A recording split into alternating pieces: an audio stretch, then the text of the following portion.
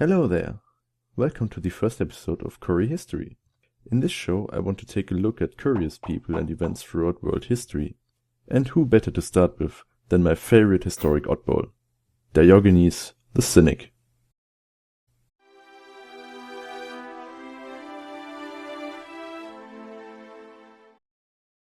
Fourth century BC. A scenic Greek town on the coast of the Black Sea. A frantic young man runs home, opens the door wide. "Father, they are coming to arrest you." Diogenes, the panting boy, fears for his father's life. Diogenes' father was the coiner of Sinope, Hicasius. He was accused of lowering the percentage of precious metals, most likely silver, in the city's coins, a crime punishable by death. Of course, both father and son claimed innocence, and there is no way to judge the situation for us nowadays. That said, archaeologists did find defaced and thus invalidated coins from the time period. That, however, only proves there was some issue with the currency. Apparently, officials found Hicasius guilty of the crime, as he was executed.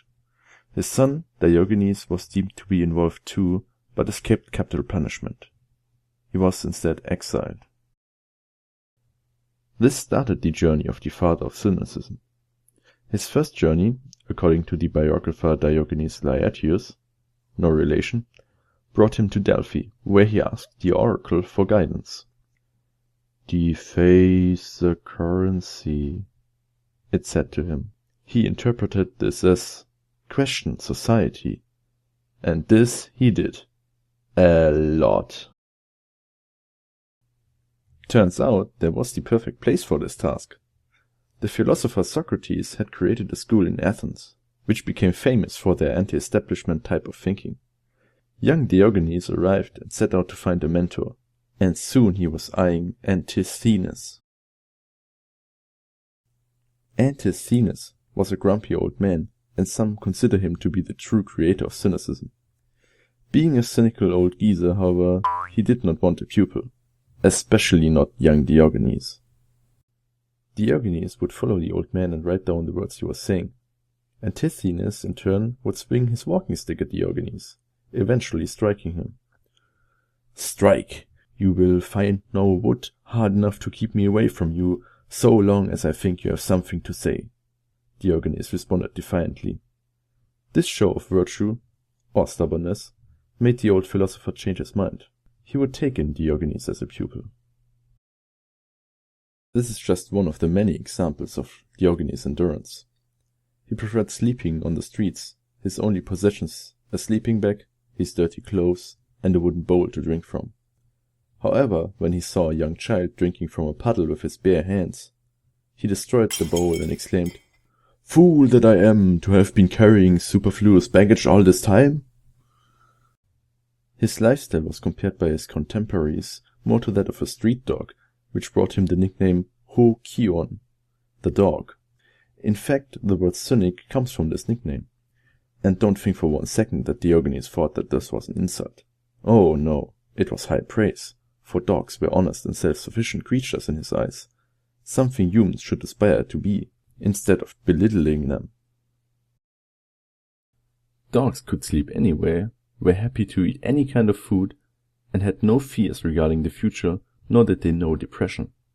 While modern animal therapists would probably disagree with that, it captures the essence of Diogenes' worldview. If you lived a simple, self-sufficient life, you could never be unhappy. Fitting for his personal philosophy, packs of street dogs would follow Diogenes around anywhere. He shared food and shelter with them, as well as a sense of personal hygiene.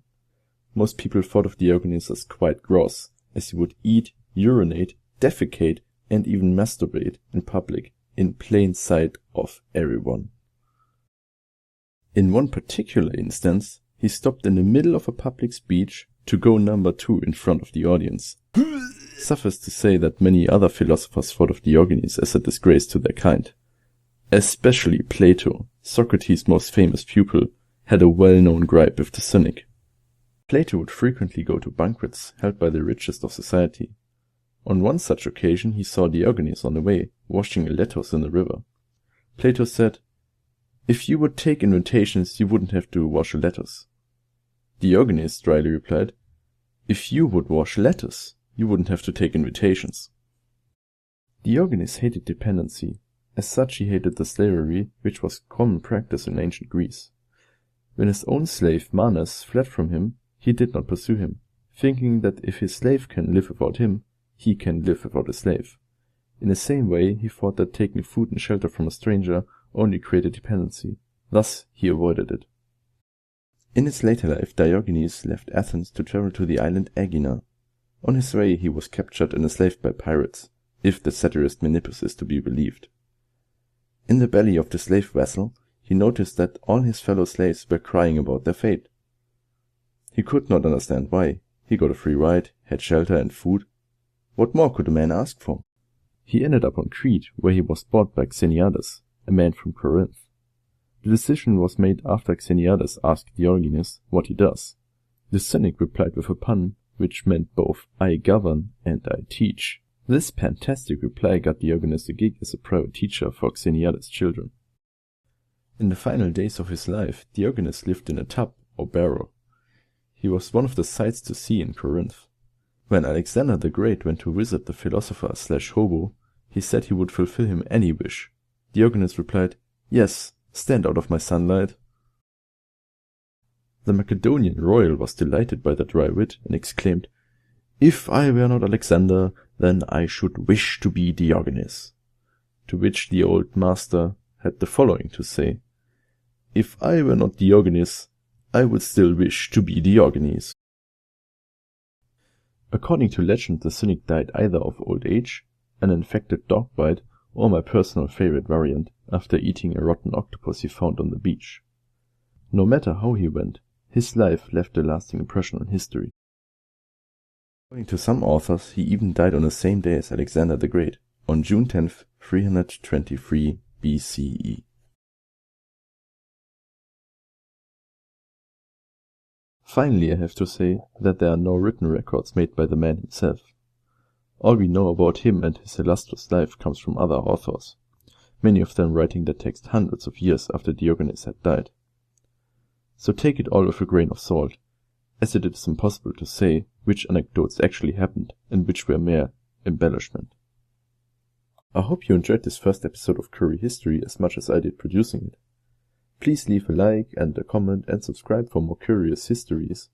With your support, I will hopefully be able to create more episodes in the near future. Thank you for tuning in, and goodbye!